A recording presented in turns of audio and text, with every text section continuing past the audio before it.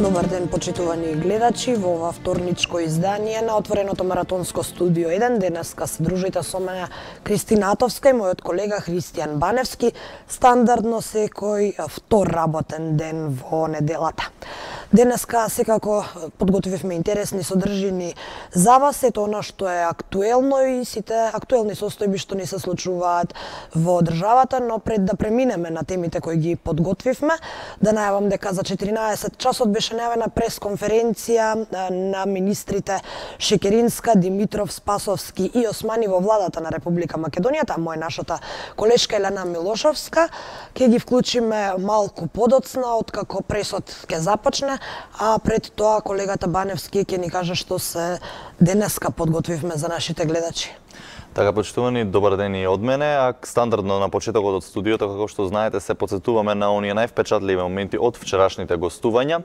А во овој првиот блок во студио 1 до вестите во 14 часот и 30 минути, како што најави колешка Татовска, ќе се вклучиме од владата на Република Македонија, каде што се одржува пресконференција со најавите за реформите од министрите во нивните сектори, а секако ќе погледнеме и дел од гостувањата кои што го оставија силен впечаток во вчерашното студио.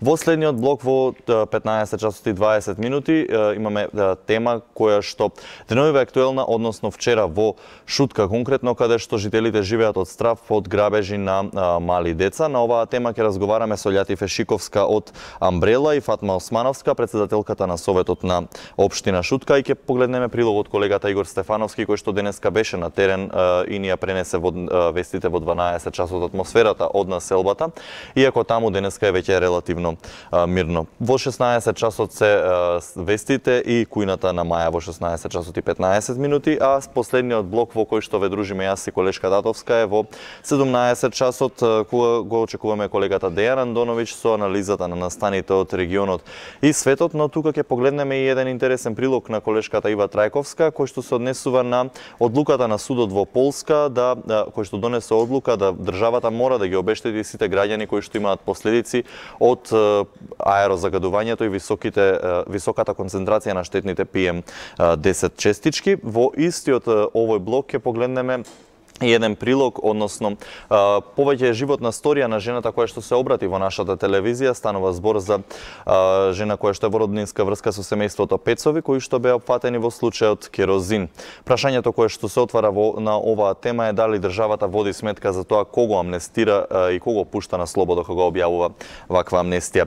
По ова следува забавниот дел, возење со Вучиќ, ексклузив и секако студио мода со Сергеј Варошлија, а студиото во 19 часот го презима колегата Александар Чомовски, кој ќе разговара со Ѓорѓи Илиевски од Државниот просветен инспекторат. Во 21 часот е терминот резервиран за авторската емисија на колешката Гордана Дувњак, Правда и неправда со Катица Јанова, Лиле Стефановска и Трајче Пеливанов, специјалното издание кое што го најавивме. Тука ние продолжуваме по најавите со оние содржини кои што ги најавивме веќе. Така, Баневски, ќе погледнеме на мало делче. Да, се уште не се подготвени во владата. Така што ќе почекаме сепак, веројатно тоа се оние 10 минути кога чекаат да се подготват колегите сниматели за да започне пресконференцијата. А ние продолжуваме понатаму, ќе погледнеме едно кратко делче од министерката без ресор задолжена за странски инвестиции Зорица Апостолска, која вчера гостуваше во Централниот дневник на темата која навистина изби, односно стана голем скандал, а тоа е се парите на осигурениците кои не завршувале во вториот столб. Се работи за некои 19 милиони евра и од прилика 12.000 оштетени осигуреници. Во текот на 10 години се правеле малверзации со овие пари и сега конечно Министерството за труд и социјална политика го откри овој скандал и поднесе кривична пријава. Она што интересно е што кривичната пријава е против непознат сторител, што исто така стана шега на социјалните мрежи, а секако се знае точно кој бил начело на секоја институција во изминатите 10 години. Да го погледнеме краткото делче. Оно што сакам да го нагласам што се однесува за осигурениците да бидат смирени е добро, што на овие средства кои што седеле нетрансферирани, тие губеле добивка, губеле оплодување, губеле акумулација на тие приноси, предвидено е за секој поединечно да се направи анализа, бидејќи во разни години се случувало кај разни лица. Ако е, например, 2008-2009 разни приноси имало друштвото, така да ќе се следи со една формула која ќе ги опфати приносите во тие години во кои им е губена таа добивка, како и тој надоместок се минусира, тоа е формула која што е за управување. Имаат институциите капацитет за оваа компликувана математика? Тука се повеќе институции, значи тука се пензиските друштва ќе направат... А тоа не плаши, ако се повеќе може уште и поголем хаос да произведат? Не, сепак секој си има свој дел од улогата. Дали се тие средства реосигурани? Има ли осигурување на тие средства? Се практикува ли тоа да тие фондови бидат уште и осигурувани? Не, тоа би било многу скапо и би ја изгубила вредноста. Не се практикува во пензиските фондови така. Тоа беше гостувањето на министерката Апостолска во Дневникот, а во отвореното студио 1 кај колегите Јана Јосифовска и Антонио Крстевски гостуваше штипскиот градоначалник Благој Бочварски, кој разговараше на многу теми со нашите колеги, а меѓу другото ја отвори и темата за иселување на младите лица, конкретно од општината Штип, но и генерално во државата. Во продолжение предлагам да погледнеме дел од неговото гостување. Република Македонија во изминатите години стагнираше во дел на состојбите со покачувањето на платите, например, со отворањето на работни места, и нормално е трендот да младите се иселуваат, да барат подобри услови за работа, но загрижувачки беше што Македонија стагнираше политички и тие млади мораа да ја напуштаат државата со странски патни исправи, со странски пасоши, за да можат да барат подобри услови за работа. Она што е важно е дека граѓаните се движат, знаат да напуштат неколку месеци, да го напуштат својот дом, да работат во странство, да се вратат, и затоа не можеме да имаме прецизни бројки во овој дел, но целта на оваа политика која што се спроведува сега е Македонија да тргне напред, да имаме отворање на нови работни места, да се создаде надпревар помеѓу компаниите, да се покачува природно просечната плата, минималната плата. И се сеќавате дека минималната плата исто така беше покачена од некој минимум од 8-9 илјади денари на 12, што не е доволно, но тоа е еден почеток и треба да продолжи и понатаму да расте. Општина Штип исто така се случува одредено иселување на општина Штип, универзитетски град, и е град во кој што имаме доста студенти. Градот живее, градот е жив и мислам дека и понатаму ќе продолжиме да го развиваме правилно во вистинска насока, со што ќе создадеме услови за отворање на добро платени нови работни места.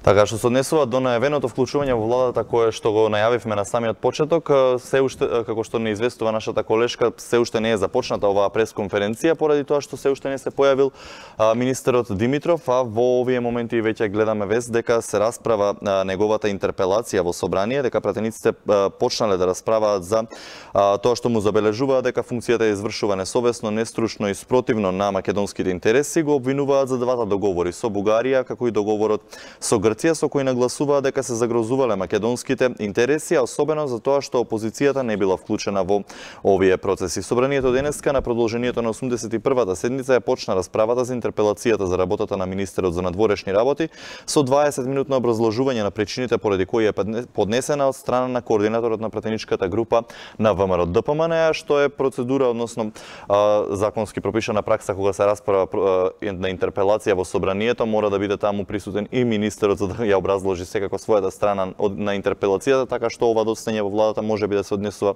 токму поради оваа ситуација. Да сме дека пресконференцијата е свикана за да се соопштат реформите кои ги очекуваат министрите секој во својот сектор. Наспроти она што го обвинуваат за поразителни податоци од досегашното раководење со Министерството за надворешни работи. Сега има и нови моменти кога договорот доби зелено светло и од грчкиот парламент. Сега веќе и треба да се отворат сите оние поглавја што следат за наше понатамошно. Тоа барем беше најавата на Заев, како беше арбајт сега, како што велите. Сега сите ги очекува многу работа, секој во својот сектор, Како што кажавме, подоцна ќе слушнеме и што имаат да соопштат четворицата министри, што прво ќе прават, кои се приоритетите на кои ќе се насочат во реформирањето на своите сектори, меѓутоа сепак малку подоцна, а сега преминуваме на загадувањето, да видиме еден мал приказ ако е веќе подготвено од режијата, колку е загадено денеска во скопските населби. Општина Аеродром со 119 микрограми на метар кубен PM10 честички, што е два пати над оптималната граница која што е од 50-тина, како што можеме да забележиме, и квалитетот на воздухот секако 91 од 100, што исто така не е еден добар податок, доколку може да ја видиме веќе следната општина. Општина Центар, дури и предничи пред општина Аеродром, 136 микрограми на метар кубен PM10 честички, што е всушност и доколку се согласуваше една поголема бројка од барем претходниве денови, така што повторно гледаме, бележиме раст на овие бројки. Дали може режи следната општина? Општина Карпош, 150. За сега рекордерот она што можевме да го погледнеме, 150 микрограми на метар кубен PM10. Тоа е 3 пати повеќе од дозволената. Реже, дали имаме веќе следната општина, доколку може да ја погледнеме? Така, како што можевме да видиме, Карпош од оние трите скопски општини барем за сега предничи во аерозагадувањето, а кога сме кај аерозагадувањето и неговите штетни последици, колешката Ива Трајковска подготви прилог во врска со одлуката на судот во Полска, кој што пресече дека државата всушност ќе мора да ги обештетува граѓаните кои што ќе пријават и кои што на вистина имаат и претрпуваат штетни последици од високото ниво на штетните PM10 честички во воздухот. Во продолжение да го погледнеме прилогот на колешката Трајковска. Полскиот суд донесе одлука дека државата мора да им плати оштета на граѓаните поради загадениот воздух. Според нив владата не води доволно решителна и ефикасна борба против загадувањето на животната средина и со тоа им го прекршува основното правило на слободно движење и дишење на чист воздух. Ваквата пресуда била донесена врз основа на тужбата против Полска, која била покрената минатиот месец од страна на неколку јавни личности, предводени од актерката Гражина Волчак, која изјавила дека не се превземени доволно мерки за градовите во Полска да не се наоѓаат на листата на најзагадени места за живот во Европа. Европската легислатива, посебно директивата на Европскиот парламент од 2008 година, ја обврзува Полска да води сметка за загадувањето на воздухот. Државата од тогаш презеде серија мерки, но со задоцнување и недоволно ефикасно. Затоа државата е виновна поради недоволна активност. Судиката во пресудата констатира дека државата го погазила правото на граѓаните за движење како и за чист воздух при секојдневните активности, како што се прошетка или пак проветрување на домовите. Сосема е сигурно дека ја нанесена штета, бидејќи таа не може да се бави со активности на отворено без страв за своето здравје, оцени Сита Латала во пресудата со која и се налага на државата да исплати оштета на Волчак од 1190 евра. Ова представува прва пресуда во Полскиот суд, со која се потврдува правото на граѓаните за дишење на чист воздух незагаден со смог. Судот им го призна правото на граѓаните да дишат чист воздух и ветија дека ќе најдат соодветно решение. Представникот на Полски смог аларм, Пјотр Шергеј, во коментар за пресудата изјави дека ова право треба да се почитува, дека граѓаните имаат право да ги тужат оние кои им ги прекршуваат основните правила. Така бројот на заболени од респираторни заболувања поради аерозагадувањето станува се поголем, станува алармантно, меѓутоа еве една информација која мора да ја споделиме со вас, а била кажана во општина Центар на советот, а сработи за исказ на една советничка на партијата Дом во општина Центар. Вели професор сум на факултет за медицина, прв пат се случува после 30 годишно работно искуство, случајно во лабораторијата каде што испитуваме интоксикација на лица, да добиеме 90% од студентите дека се интоксицирани со цијаниди, односно роданиди во плунка.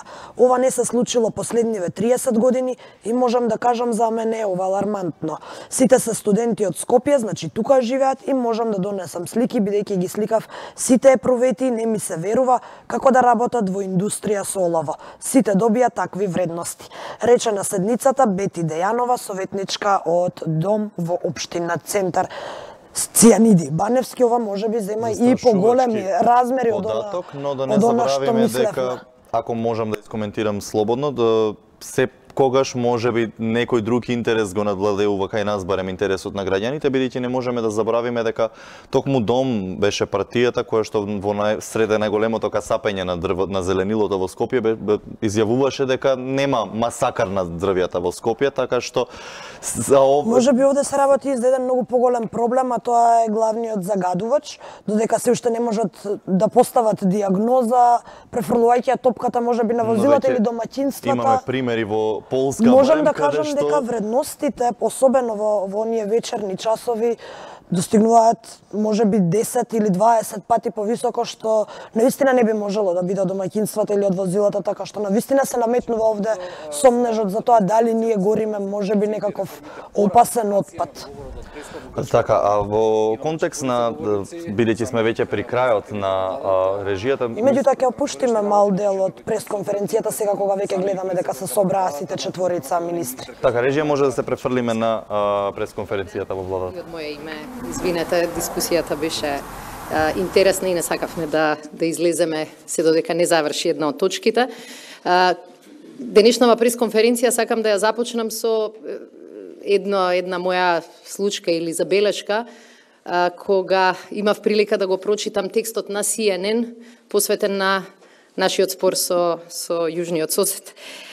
Имаше голем текст во кој што се поздрави големиот напредок, големиот чекор кој што беше направен од нашата држава и од страна на Грција.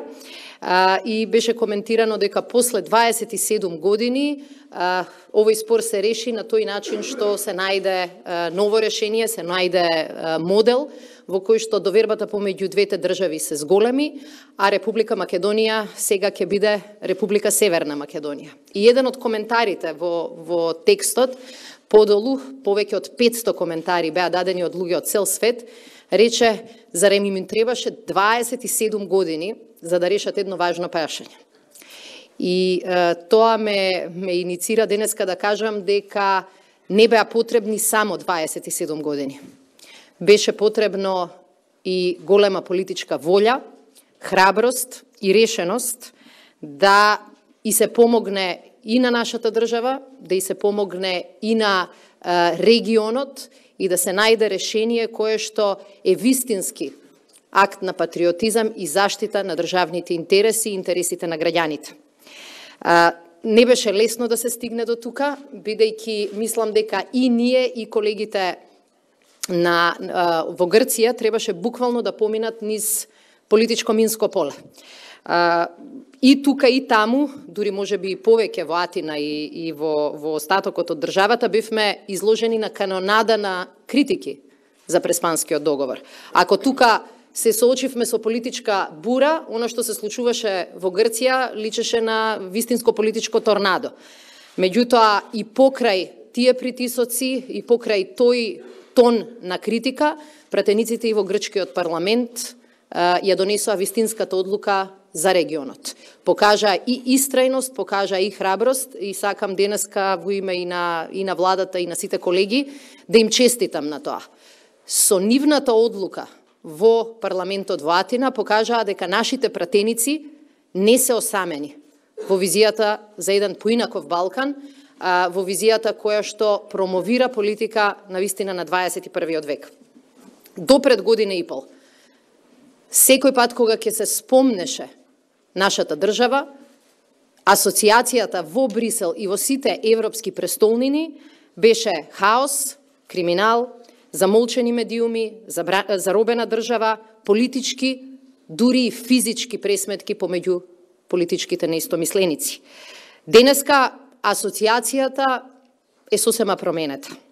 Денеска асоциацијата за ова што се случи во изминатиот период е нова перспектива, постабилна и побезбедна држава, постабилен Балкан, слободни и критични медиуми, слободна критичка мисла, сигурни инвестиции и во правна и во безбедносна смисла, нова 30-та членка на НАТО, земја која ќе ги почне преговорите со Европската Унија. Денеска сме држава која одлучи да не гледа веќе назад, туку да гледа кон остварување на своите стратешки цели. А тоа е да се приклучиме на најмоќната политичко-безбедносна алијанса во светот и да обезбедиме економски раст, базиран и на членството во НАТО и на почеток на преговори со Европската Унија. Денеска сме тука пред јавноста и да порачаме дека владата во ниту еден момент не заборави и нема да заборави на сите обврски кои што ги презеде пред граѓаните на нашата татковина. Нивното реализирање ќе оди полесно, бидејќи обезбедивме услови каде што економски раст е возможен, а тоа е безбедна држава и стабилна политичка клима. Без безбедност и стабилност, одржлив економски раст не е возможен. И јас нема да зборувам теоретски, само ќе ве подсетам што се случи во Македонија кога го имавме конфликтот во 2001 година. Никој веќе не дискутираше на ниту една друга тема, освен безбедност и стабилност. Значи, не сме гаталци, туку навистина сме паталци. И знаеме дека првата работа за да обезбедиме добра политичка клима, за да обезбедиме вистински економски раст, за да обезбедиме подобар живот, е да гарантираме безбедност и стабилност. И тоа сега го правиме со членството во НАТО, тоа сега го правиме и со почеток на преговори со Европската Унија. Успехот кој што го направивме на планот на нашето членство во НАТО и Европската Унија, убедени сме дека сега ќе го повториме и дома. Ако во изминатава година и половина можевме да обезбедиме зголемена минимална плата, да ги намалиме давачките и паричните казни, да ја укинеме радиодифузната такса, како што успеавме да ја донесеме Македонија на НАТО масата, да ја доближиме до реални преговори со Европската Унија, така ќе успееме да ги решаваме и сите други прашања кои што представуваат наша обврска. Внимателно ги слушаме критиките на овој пат, свесни сме дека граѓаните со право имаат високи очекувања и се нестрпливи да ги видат сите резултати во различните области, но ве уверувам, создадовме шанса во нашата татковина Република Македонија, која по втората ратификација ќе биде Република Северна Македонија, да обезбедиме реализација на сите обврски и ветувања кои што им ги дадовме на граѓаните. Ви благодарам. Благодарам, министерке. Го најавувам обраќањето на вице-премиерот Бујар Османи. Благодарам, миле почитувани представници на медиумите, Нderuart Pranisham. Се сеќавам на 15 дена или 20 дена откако се формираше новата влада, бевме сите заедно во Брисел. Една голема делегација, средба на највисоко ниво и таму имавме, покрај разговорите што треба да направиме, кои се предизвиците, постигнавме еден договор со Брисел. Договорот беше испорачајте вие, ќе испорачаме ние. И тоа остана некако мотото на овие 2 години. На англиски беше if you deliver, we will deliver. Стана горивото кое што нас не тераше да станеме наутро секој ден како политичари и да донесеме храбри одлуки, меѓутоа и на граѓаните да не следат нас во тие политики, бидејќи требаше да се заокружи приказната која што е започната пред 3 децении. И вчера имав можност да бидам во Романија, во Букурешт, во земјата која што го има председателството на Европската Унија, на состанок со највисокото раководство од премиерката преку министерот за надворешни работи за европски прашања, да им кажам како председатели дека, господа, ние го испорачавме нашиот дел. И сега очекуваме да договорот да се заврши, односно да се испорача исто така кон нас и Македонија да стане членка на НАТО и да ги започне преговорите со Европската Унија. Впечатокот генерално е дека договорот од Преспа е дипломатско чудо, кое што не само на нас ке ни отвори евроатлантската перспектива, ке го охрабри регионот да продолжи со сличниот пристап и вака на европски начин ги решава балканските спорови и целиот регион влезе во стабилни води, меѓутоа тоа што го чувствував таму дека Македонија станува наратив на поддржувачите на европската идеја на секаде низ Европа. Ги разоружува евроскептиците во нивниот обид да го рушат европскиот концепт, бидејќи тоа што го направивме ние со Грција покажа колку е силна европската идеја. Дека европската идеја е толку моќна да ги тера балканците, кои што не се навикнати често на компромиси, да се однесуваат европски еден со друг, меѓутоа да се однесуваат и европски внатре. И јас себе ќе го спомнам ова, денеска имав привилегија во влада пред само половина час да бидам првиот кој што имав можност на албански да се обратам на седница на влада, бидејќи премиерот ја отвори првата седница на влада во која што можеше да се обрати на албански јазик согласно новиот закон за употреба на јазиците. И значи добиваме едно интегрирано, кохезивно општество, држава без ниту едно отворено прашање со соседите, кое што силно граба напред кон Европската Унија и НАТО. Денеска го имавме и директорот Даниелсон од Директоратот за проширување, со кој што разговаравме и со реформската агенда, бидејќи и покрај тоа што овие 2 години реално голем дел од политичката енергија ги консумираш овие 2 прашања, Бугарија, Грција, прашањето за јазикот, но никогаш не го спуштивме нивото на имплементација на реформите. 369 неслучајно заврши со 95% реализација и беше верификувано од комисијата лани со позитивна препорака, и од Советот со прецизна рамка, меѓутоа и планот 18 оди со таа динамика.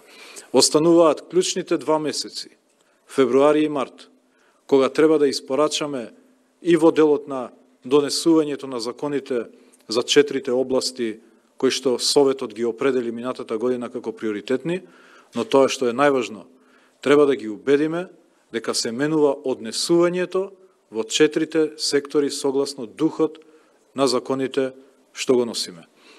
Ние ветивме дека ќе успееме да ја убедиме и комисијата, меѓутоа и да ги убедиме земјите членки дека Република Северна Македонија се менува секој ден во делот на имплементација на ова реформска агенда, во делот на европеизација на општеството и на државата, и сум убеден дека нема да има контрааргумент, нема да има држава, нема да има организација која што може да го игнорира успехот кој што го покажа Република Македонија, и тоа и рефлектира не само регионално, туку рефлектира глобално како позитивен пример. Јас од утре продолжувам и посета и на Финска како следен председавач со Европската Унија, бидејќи нашата агенда е во јуни, го потврдуваме датумот, во текот на финското председателство во есен ја одржуваме првата меѓувладина конференција со Европската Унија и се разбира следна дестинација е Хрватска, бидејќи очекуваме во текот на хрватското председателство некаде јануари да го отвориме првото поглавје и после само небото е граница за можностите кои што се нудат во развојот на државата, меѓутоа и во економската благосостојба што граѓаните ќе го осетат. Благодарам, сега дозволете ми и на албански.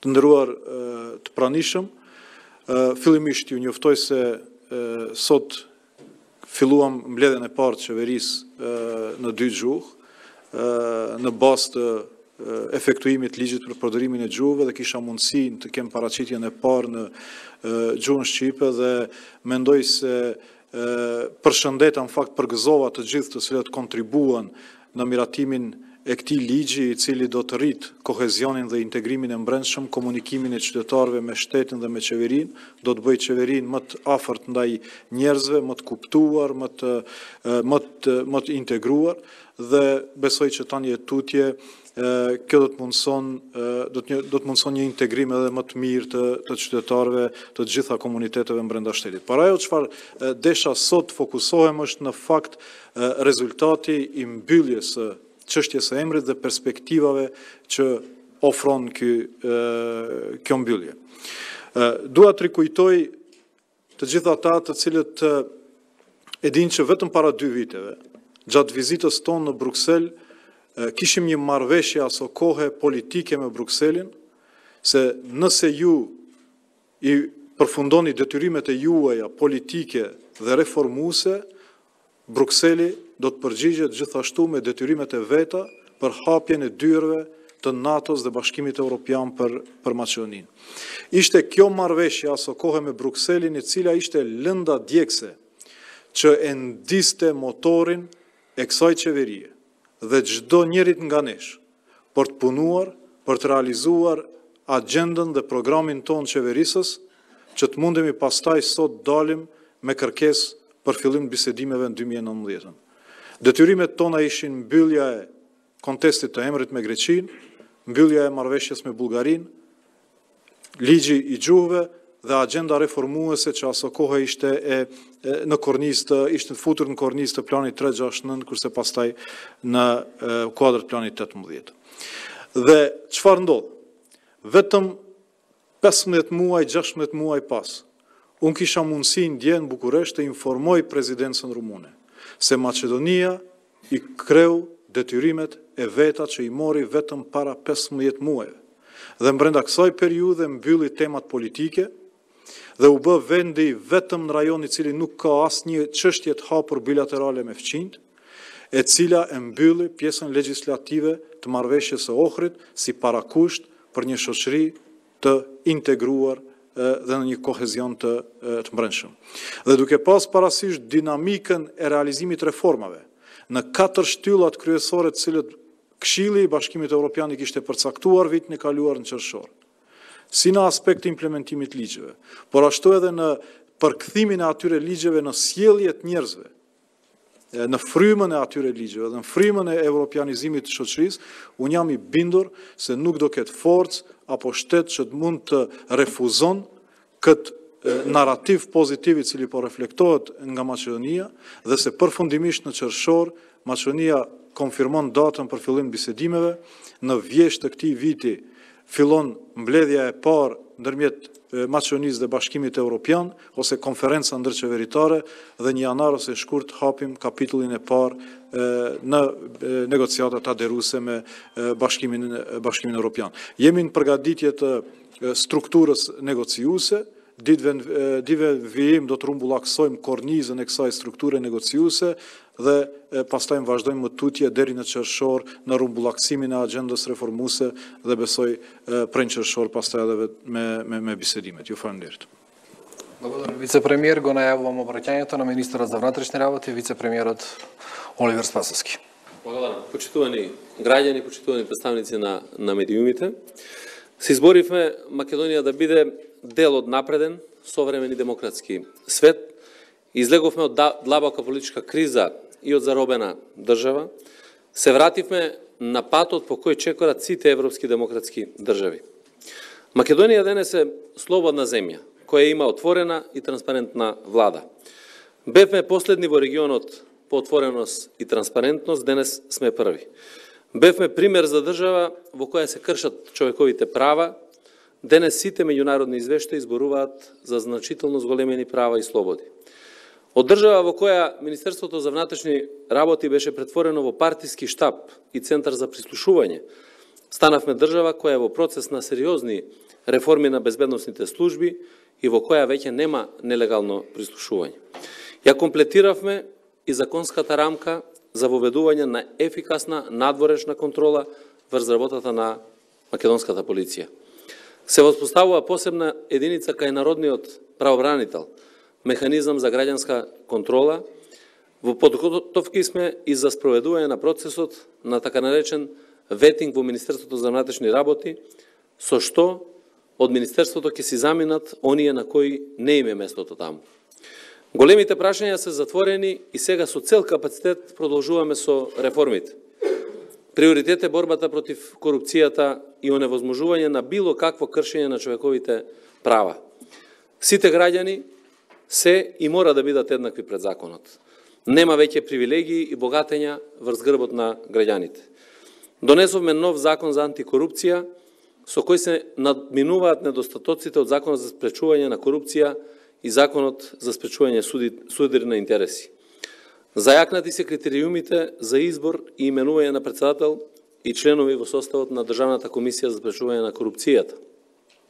Членовите на комисијата за спречување на корупција ги бира посебна комисија за селекција на кандидати, формирање на преку назначување на членови од страна на повеќе институции и тела и јавно интервју кое ќе се пренесува на националниот собраниски ТВ канал. Го ограничивме правото на избор на само еден мандат. Зајакнати се надлежностите, но и капацитетите на комисијата. Таа сега има надлежност и за следење на законитоста на финансирањето на политичките партии и изборните кампањи. Комисијата има пристап до бази на податоци на многу институции. Министерството за внатрешни работи, Министерството за правда, Управа за јавни приходи, Агенција за вработување, Централен регистар, Централен депозитар за хартија од вредност и други. Банките и другите финансиски институции имаат обврска да доставуваат податоци до комисијата по нејзино барање. Целосно е префрлена постапката за проверка на анкетните листови и изјавите за интереси на оваа комисија. Постапката за избор на председател и членови на комисијата почнува со објавување на огласот на 22 јануари, а рокот за пријавување е до денеска. Преку транспарентна постапка ќе бидат избрани председателот и членовите на комисијата, а во неја се вклучуваат како учесници во интервјуто представници на Народниот правобранител, Македонската академија на науките и уметностите, Интеруниверзитетската конференција, Сдружение на новинари, други сдруженија и фондации. Докажан кредибилитет е целта на овие институционални механизми, предвидени за избор на членови и председател на антикорупцијската комисија. Сето ова што го набројав покажува дека работиме во интерес на граѓаните. И нашата Македонија, која што треба да стане Република Северна Македонија, да ги оствари своите национални цели како членка на НАТО и членка на Европската унија. Ви благодарам. Благодарам, вице-премиер. Го најавам обраќањето на последниот говорник, министерот за надворешни работи Никола Димитров. Благодарам, Миле. Почитувана јавност, медиуми, почитувани граѓани. Практично поместивме планина. Јас сега ми се свежи, бидејќи во собранието имав прилика да ги читам дел од честитките што стигнаа од светот, од НАТО, од Обединетите нации, од Европската унија, од земјите членки на Европската унија, комшиите наши, од целиот регион. Може би, еве, как сега спомнам само таа на Столтенберг, кога вели Алексис и Зоран го постигнавте невозможното. Ја поместивме планината што беше пред нас на начин на кој што пораставме и ние и нашите пријатели од Грција. И покажавме дека во нашиот регион сите знаеме колку е богат во смисла на историја, покажавме дека можеме да создадеме и иднина. И во оваа смисла, во петокот имав телефонски разговори и со претходниот министер Никос, на некој начин веќе приватен или полуприватен разговор, со актуелниот алтернативен министер за надворешни работи Џорџ Катругалос, со некои од пратениците во грчкиот парламент, истото чувство, честитајќи им за крупната работа, покажавме дека наместо од оваа страна на границата контра таа страна на границата, ние сега имаме едно прегрупирање, силите за напред, прогресивните сили и силите за назад. Меѓутоа, убеден сум дека со исправна политика и имплементација на договорот ќе успееме да им покажеме и на противниците на договорот дека и тие се победници. Оние, може би, има странски новинари меѓу вас. Има прашалници зошто ние уште го користиме уставното име Република Македонија овие денови, затоа што овој процес уште не е до крај завршен и целиот процес практично завршува со усвојувањето на пристапниот протокол за нашето членство, или што ќе направи простор за нашето членство, од страна на парламентот во Грција. Во тој момент стапуваат на сила уставните амандмани и тогаш Република Северна Македонија ќе биде нашето уставно име и стапува во сила, тогаш ќе ги разменуваме и нотите со нашите пријатели од Грција и договорот од Преспа. Тоа што значи? Тоа од една страна создава огромен потенцијал и заедно со реформите дома и работата со сите земји членки да дадеме се од себе да се искористиме шансата во јуни и за другиот процес, нато ќе се тече со ратификациите, да почнеме преговори со ЕУ. Од една страна, од друга страна, ова ќе создаде многу голем административен предизвик за нас. И ние денес на денешната седница формиравме едно координативно тело меѓуресорско, кое што ќе почне со подготовките за имплементацијата на нашите обврски од договорот од Преспа, бидејќи од тој ден ќе треба да се прават многу работи. Од комуникацијски аспект, ќе треба да го подигнеме нивото на нашето дипломатско представување во Грција, од Канцеларија за врска во највисоко ниво, во амбасада, надписи на ДКП-ата и така натаму. Ќе има доста работа, бидејќи не е ова мал потфат. Тоа се тие два процеса што сега се отвараат. Ја мислам дека ќе објави службата за односи со јавност на владата и детални информации околу тие елементи кои се заклучат се. Меѓутоа, суштината е тоа. Ќе имаме едно меѓуресорско тело кое што ќе почне да се подготвува за спроведување, имплементацијата на нашите обврски од договорот од Преспа. Завршуваме една ера на последната цигла од државата што почнахме да ја градиме од 91 со референдумот и од 93 со членството во Обединети нации. Бидејќи тогаш Советот за безбедност ни ја даде обврската да го надминеме овој проблем. И истовремено го афирмираме нашиот идентитет кој што се негуваше и растеше под закрилата на бившата федерација, бивша Југославија, ама не можевме да најдеме заеднички јазик со соседите во овие 27 години независна Република Македонија. И во таа смисла, наместо битката рововска 2000 години наназад, најдовме начин, како два европски соседи, да се разбереме дека правото на самоопределување е неспорно и дека нашиот македонски идентитет не мора да е во спротивност, туку може да е комплементарен со грчкиот македонски идентитет, што е член 7 во договорот. Убедени сме како влада дека со мудра политика и во добра волја спроведување на договорот и најострите противници за некое време, кој порано, кој подоцна, ќе се прашуваат зошто мораше толку долго време да помине и толку генерации да ни пораснат. Благодарам.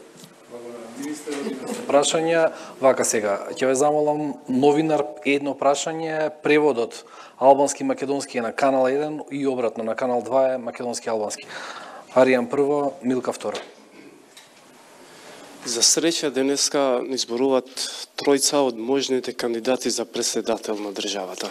Ни зборуваат за реформи и за сите процесите кои се проведени до сега. Тројца реков, господин Османи.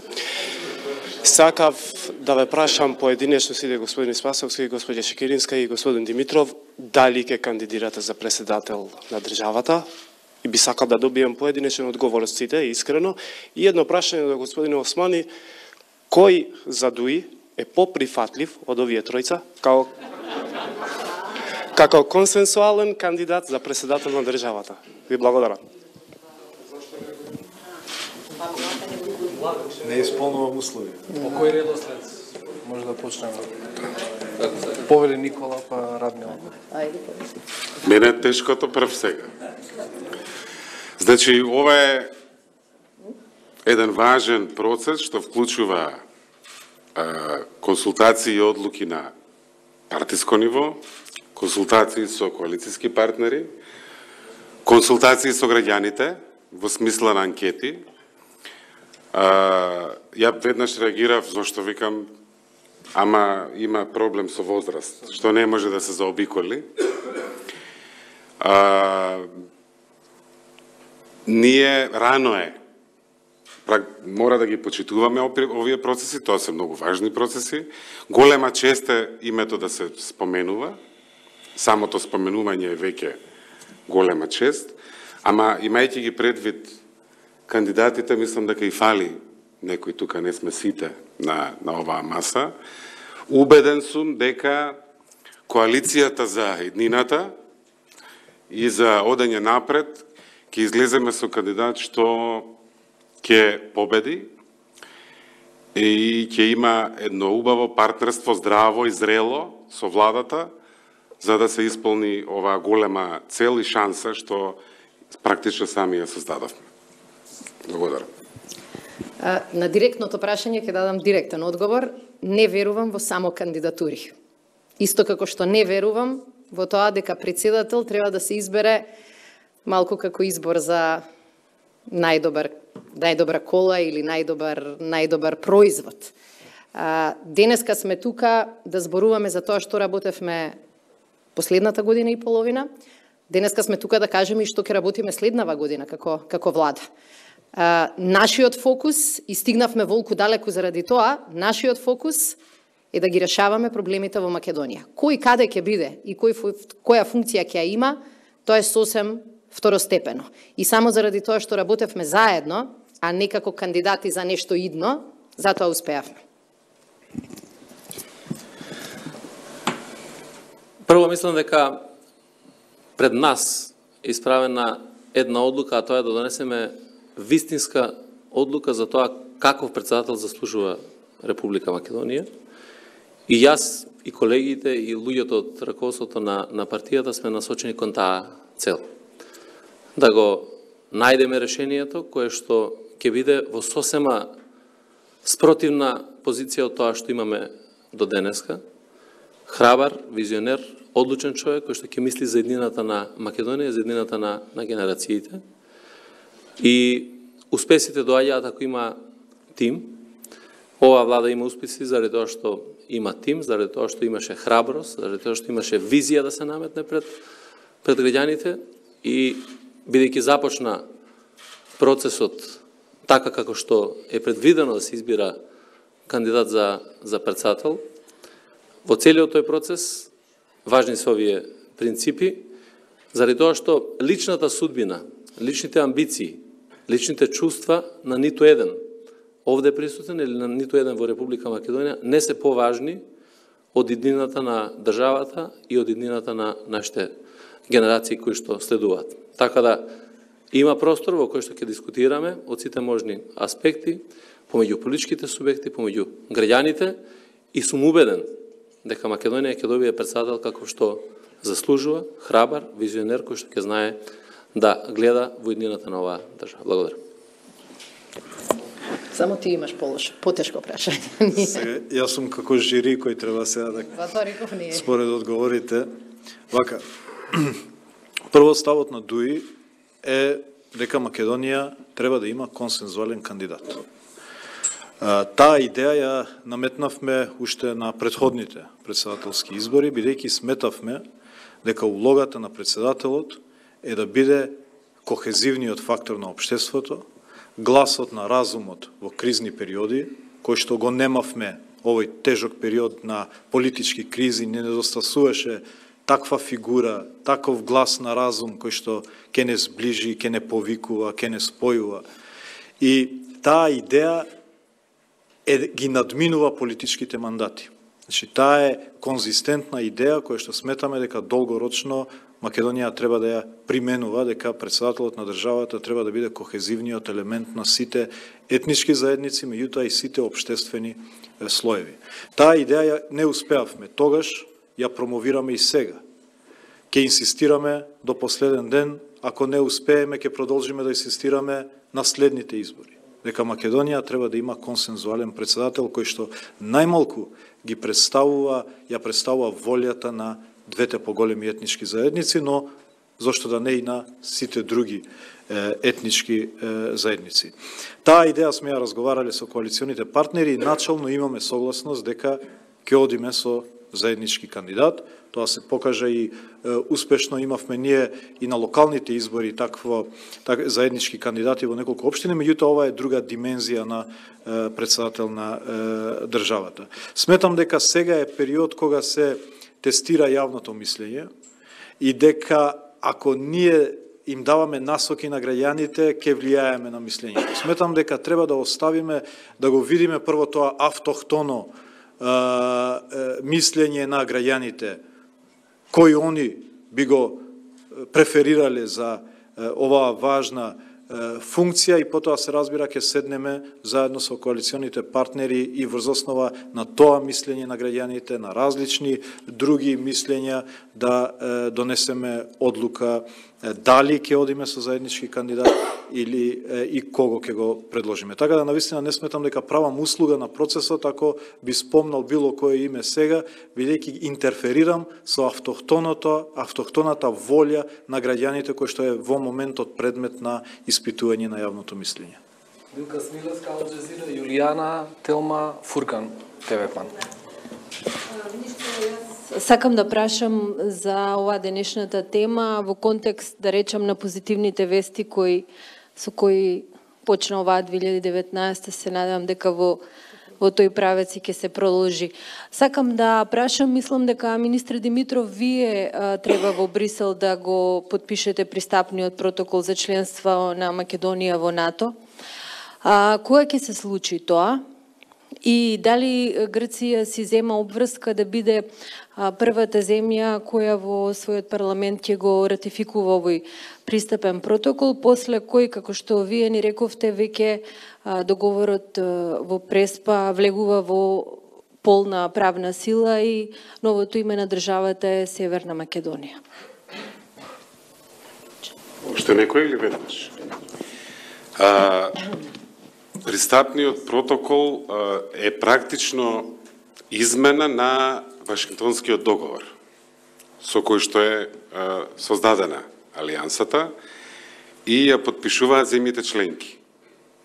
По ратификацијата ќе стане дел од договорот, од сите 29, и потоа доаѓа кај нас, заедно со договорот и таа измена, ратификација, тоа е моментот на формално правното пристапување кон НАТО Алијансата. Овие денови, тоа ќе се случи, има процедура за молчење во седиштето на НАТО и така натаму. Денес, утре, ние ќе знаеме и ден ќе имаме за таква работа. Тоа е церемонија, практично. После тоа документот оди на ратификација во Атина и после тоа имаме веќе најави од многу пријателски земји. Има еден вид убав надпревар, кој ќе биде втор, кој ќе биде трет и така. Со оглед на тоа што бевме толку многу долго во чекалната, веројатно и не треба да сме ако кажеме, нема да бидеме премногу оптимисти, ако кажеме дека ова ќе биде пократко од вообичаено. Се надевам дека така ќе одат. Последниот пат кога бев во Вашингтон имаше поддршка и од републиканците, и од демократите. Мислам дека оваа работа ќе оди, баш дека беше тешко и требаше една цела генерација. Така што ова ќе биде брзо. Се работи практично за денови. Ама додека не е тоа се јавно и така, мислам дека не би требало баш да ќе биде брзо. Впечаток дека во наредниот период сите сили ќе ги насочите кон реформите, дали тоа значи дека само ќе се оди на претседателски избори без предвремени парламентарни избори? Прашањето ми е до сите упатено. Па видите, најважно за Република Македонија е да реформите одат со несмалено темпо, туку напротив да ги зајакнеме сите наши капацитети и веќе да испорачуваме резултати. Тоа ќе допринесе за напредок. Во однос на тоа, на какви избори ќе се оди, ние разговараме се уште во рамките на Социјалдемократскиот сојуз, ќе разговараме и со коалиционите партнери. Во прашање не е подготвеноста на партиите за тоа дали да се оди или не на изборите. Ако е така, треба веднаш да се оди на сите избори. Меѓутоа, во прашање многу аспекти кои што ќе значат правилна, вистинска одлука која што одговара токму на моментот во кој што сите ние се наоѓаме. Очекувам дека за скоро ќе имаме и таква одлука, меѓутоа таа одлука нема да биде во зависност од реформите, ниту пак реформите ќе зависат од таа одлука. Мора да одат со несмалено темпо понатаму.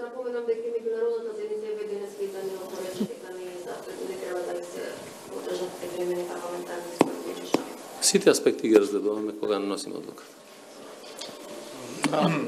Да, јас да одговарам, значи јас реков во една прилика во дуи врие од желба да се оди на избори утре.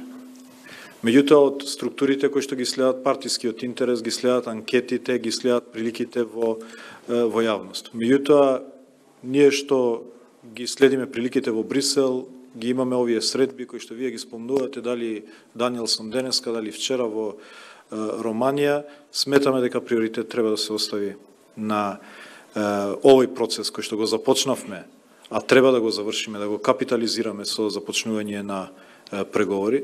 И тука јас го кажам мојот личен став дека избори пред првата меѓувладина конференција со Европската Унија го компромитира процесот, меѓутоа сепак доколку опозицијата наметне ситуација во која што можните блокади на системот би биле потешки и со поголеми последици отколку предвремени парламентарни избори, ќе треба да се стави на вага што е по-лошо за државата. Меѓутоа, начелно, како адвокат, пак ќе кажам, на европската агенда во државата, сметам дека треба да има фокус на реформите, но партиските интереси се разбира дека се покажуваат интерес за избори. Фуркан Повели. Да. Јас не ја сватив поентата на пресконференцијава и мислам дека не сум единствен овде. Ако може да ни појасните зашто беше пресконференцијава, очекував некој од вас да зборува за извештајот на Transparency International, кај што Македонија е на 93-то место и се уште една од земјите која што е најкорумпирана. Очекував господинот Османи да збори за 19 милиони евра кои што фалат во пензионскиот фонд. Не чудовме ниту еден збор за тоа. И сакав да ја прашам тројцата подпредседатели, дали некој воопшто го прашал господинот Венко Филипче зошто имал потреба да со неговата малолетна внука да покаже дека вакцините се добра работа, а после да признае дека фактички излажал, не ја вакцинирал неговата внука, па после да искочи друга информација дека вакцините не биле нели проблем, нели отидоа во Дрисла, завршија во Дрисла. Еве, ќе се обидам да кажам зошто јас мислам кој е лајтмотивот на денешната пресконференција. Денешната пресконференција, како и многу предходно, покажува дека со сите слабости, со сите критики оправдани и неоправдани, има разлика. Знаете зошто? Заради тоа што да, ние многу теми не спомнавме, бидејќи не може ниту една пресконференција да ги покрие сите теми. Ама за разлика од луѓето кај кои нема разлика, ние кога ги дадовме нашите изјави, не истрчавме од вратата. Не избегавме од вашите прашања и не избегнуваме ниту едно од прашањата. Јас ќе се обидам едно од нив, барем да одговорам, а тоа е да, Transparency International излезе со извештај пред известно време, во кој што Македонија нема извонредно место, но има 14 места подобар скор, отколку предходниот пат. И ова не е оправдување, ова е само најава. Не е познат случај каде што една држава со нож или со една одлука или со 10 одлуки преку ноќ ја завршило успешно борбата против корупцијата. Ние почнавме две политики кои што ги покажаа првите резултати. Не е возможно да се борите против корупција ако нема транспарентност. Не е возможно да кажете дека не сте злоупотребиле власт ако не сте спремни и све да покажете на виделина. Вие знаете како новинари дека за разлика од порано, најголемиот дел од податоците се достапни. Еден дел се достапни и без прашање, еден дел по прашање, се трудиме секогаш да ги објавиме. Влада која нема што да крие, ќе води политика на транспарентност. И така ние ја водиме работата. И вториот инструмент, тоа е инструментот кој што е на располагање на владата со Државна комисија за спречување на корупцијата. Наше беше да предложиме добар закон.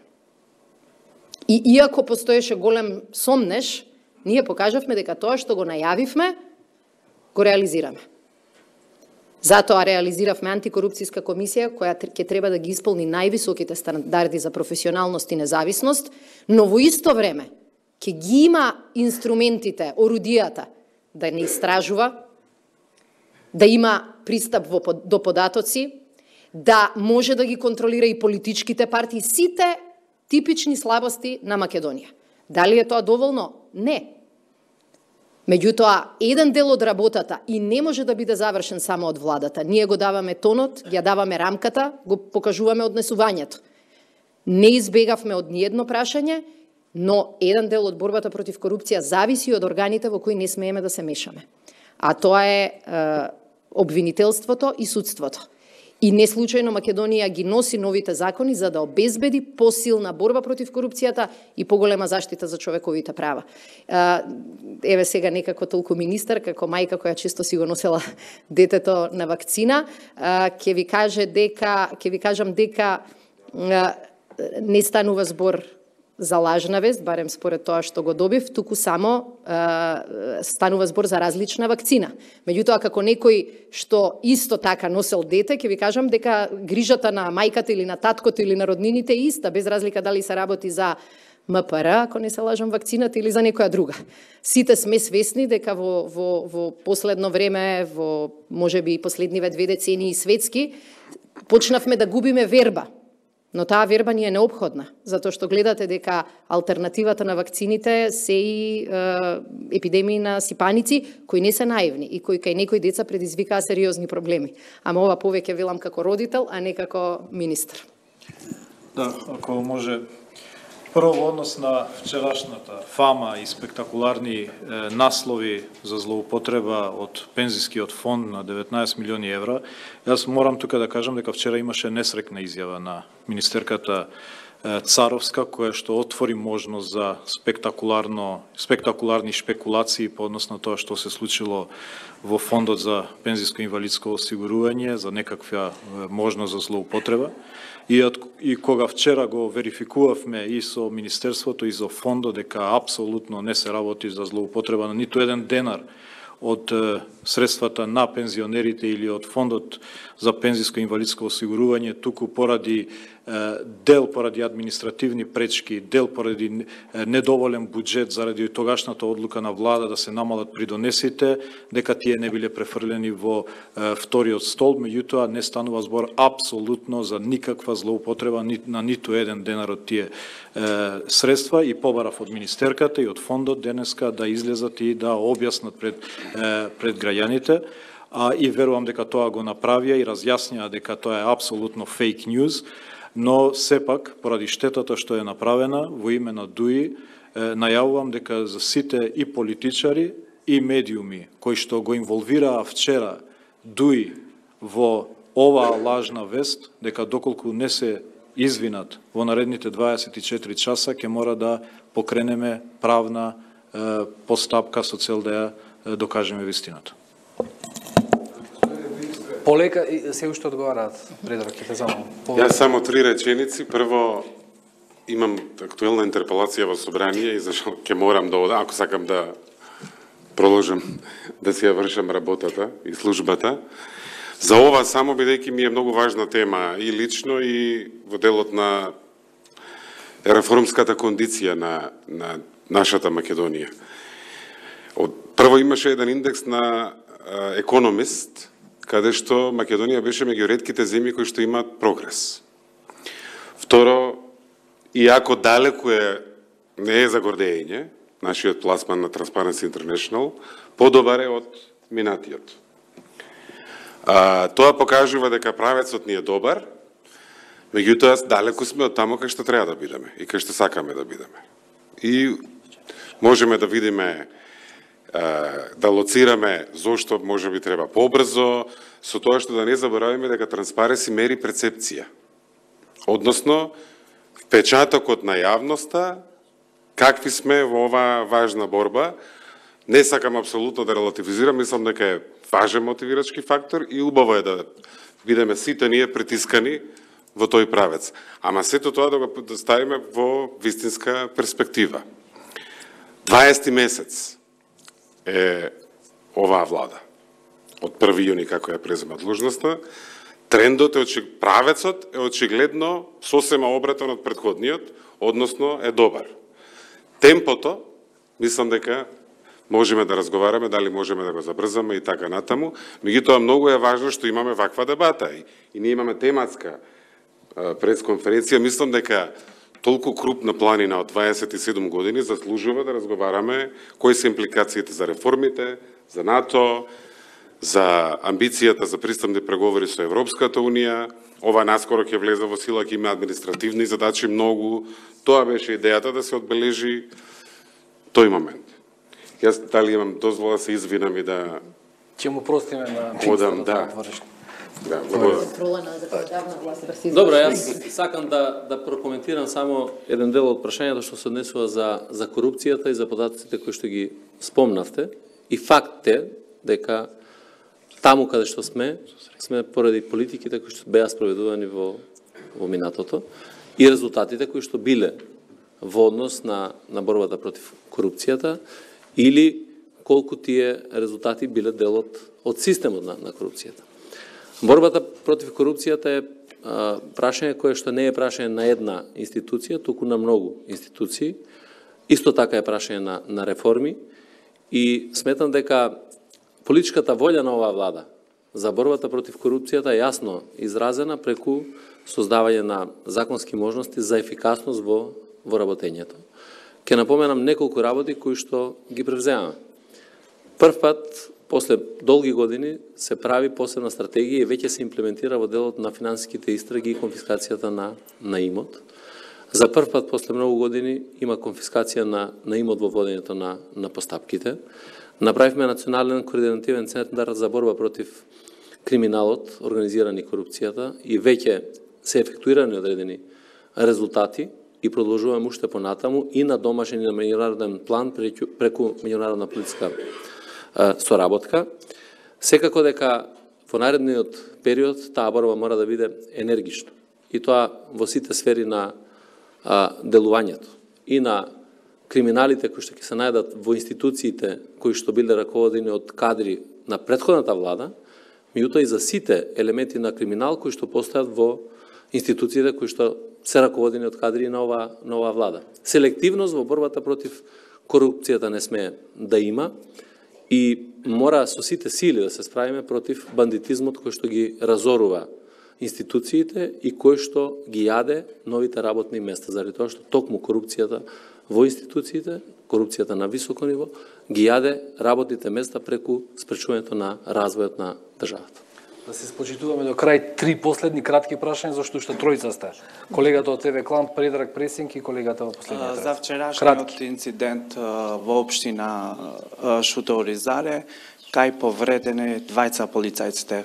Кратко изјава, ако може, за овој инцидент. Да, значи ние веќе работиме на целосно расчистување на овој случај. Вие бевте информирани уште во текот на вчерашниот ден дека се повредени двајца полициски службеници кои што во тој момент не биле на работа, туку приватно биле во општина Шуто-Оризари.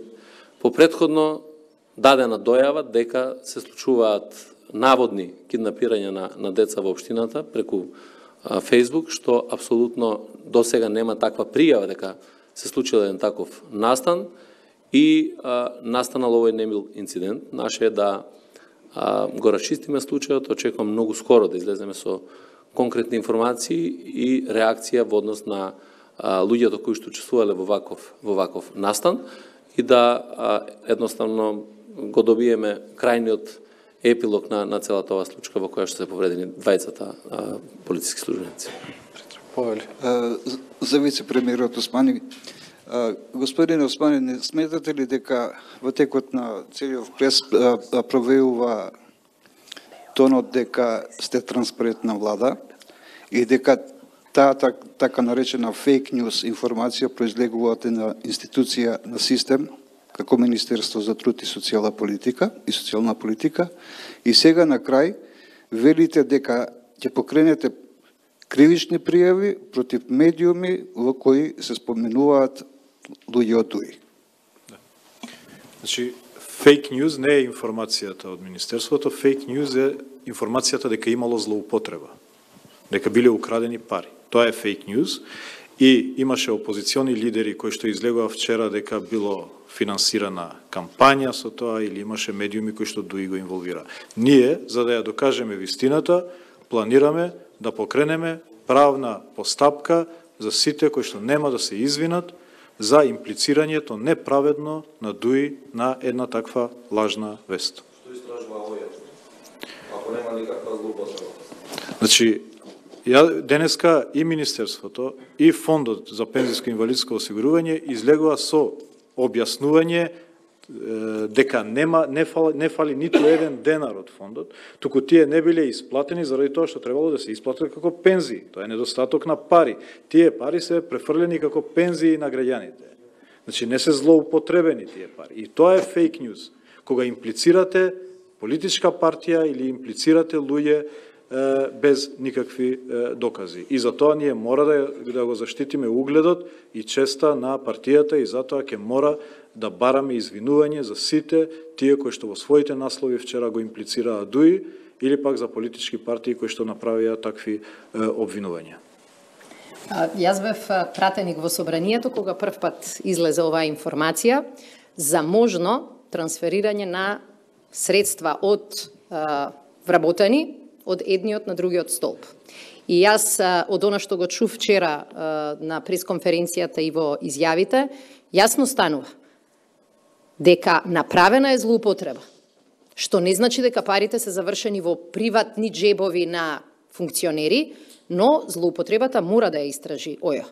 Заради тоа што тоа беше модел на тогашната влада, да практично зема пари од луѓето кои што се отприлике на наша возраст, има такви во салата, кои што веќе еден дел од средствата ги вложуваат во вториот пензиски фонд, меѓутоа заради дупките кои што ги создаваа во државниот пензиски фонд, практично ги прикриваат тие дупки, ги пополнуваат тие дупки со пари кои требаше да одат во приватните фондови.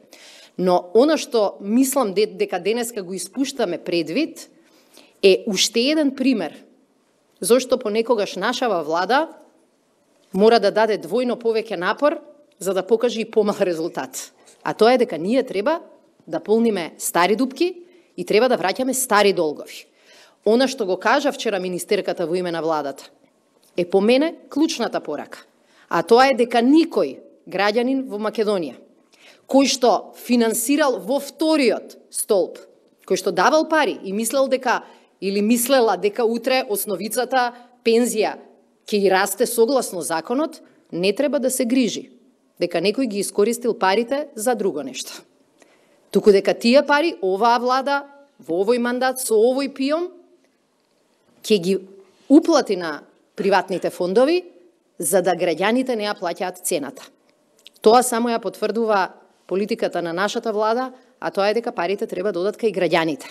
А не треба некој да им ги зема од джеб, за да после тоа игра улога на Дедо Мраз и дава пензии кои што требале да се исплатат од друг дел од пензискиот фонд. Во тоа се состои проблемот кој што владата со сили во овие 20 месеци успеа да го реши. Последното прашање, повелете. Повелете, да, вие. Министерката Шекеринска, ако може... Микрофонот, ако може само. Се извинувам за министерката Шекеринска. Како оценува почетната примена на законот за јазиците, со оглед на тоа дека веќе имаше неколку недоразбирања и тоа на највисоко ниво, па имаше еден инцидент со градоначалникот од Велес? Законот за употреба на јазиците го донесовме, го усвоивме, го применуваме, за да ова биде држава во која што навистина сите ќе се чувствуваме еднакви, сите ќе се чувствуваме поблиски и она кога велиме едно општество за сите, во тоа ќе веруваме и тоа ќе го применуваме. Денеска, за разлика од некои од тие снимки, ние имавме навистина вистинска атмосфера на владата, каде што и оние што го користат, и оние што не можат да го користат албанскиот јазик, си честитаа, заради тоа што знаат дека можноста да се обратиш, да говориш, да стекнеш некое право на својот мајчин јазик е прашање на цивилизацијски вредности, на европски вредности. Јас денеска успеав една реченица да кажам исто во тоа име, меѓутоа како што очекувам, апелирам, ги повикувам сите оние припадници на македонскиот народ и на другите народи во Македонија да не сметаат дека правото на некој друг, на албанците, е одземање на нивното право, бидејќи не е. Исто така ја испративме и вчера и денеска пораката до нашите колеги албанци дека во принцип имплементацијата на законот треба да ја правиме во духот на заедништвото, како што денеска тоа го направи колегата Бујар. Денеска таква атмосфера беше на влада и мислам дека со тек на време сите ќе сватат дека ова не е тема на која што се стекнуваат ефтини политички поени, бидејќи граѓаните станаа многу помудри, многу поискусни и не видоа на делово многу прилики. Ако некој сака ефтино да профитира, нема да му појде, бидејќи од рака, бидејќи навистина ова е проект чија што цел не се гласачи, туку граѓани. И ние искрено веруваме дека во оваа држава создаваме многу повеќе граѓански обединет кохесивен дух на тој начин што на сите им даваме повеќе шанси. Ви благодарам на сите на присуството.